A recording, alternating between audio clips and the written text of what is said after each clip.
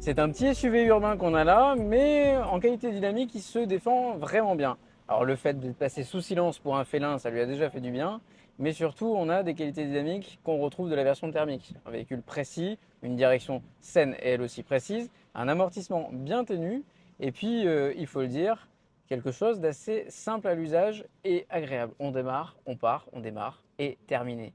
On n'est pas embêté. Alors on a bien les petites aides d'alerte à la conduite qu'on pourra désactiver, mais on a quand même un one pedal qui fait le travail. Ça, c'est la particularité de cette version 100% électrique. Et on a un one pedal qui est vraiment performant pour aller jusqu'à l'arrêt.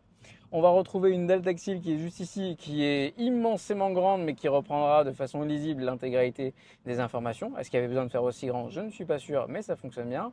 Et puis, on a un véhicule qui est assez bluffant en termes d'efficience, car on a parcouru 53 km, on a encore 87% de batterie, on est parti avec 97 et non pas avec 100.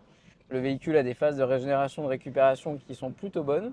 Donc au final, c'est un urbain extra-urbain qui sera quand même à solliciter et qui pourra convenir à des familles tous les jours pour faire de la campagne grâce à son efficience record, car il part avec un sacré handicap face à la concurrence qui est la taille de sa batterie, beaucoup plus faiblarde que n'importe qui.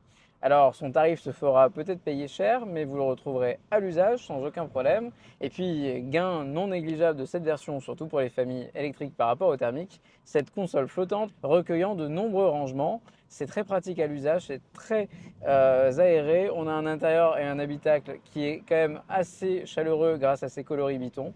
Donc pour ce véhicule, ce Ford Puma 100% électrique, c'est une bonne surprise. Sur la route, on n'en attendait pas moins d'une Ford et à ce sujet, c'est réussi. Vous allez voir dans la vidéo de présentation générale, quelque chose me fait tiquer et il s'agit bien évidemment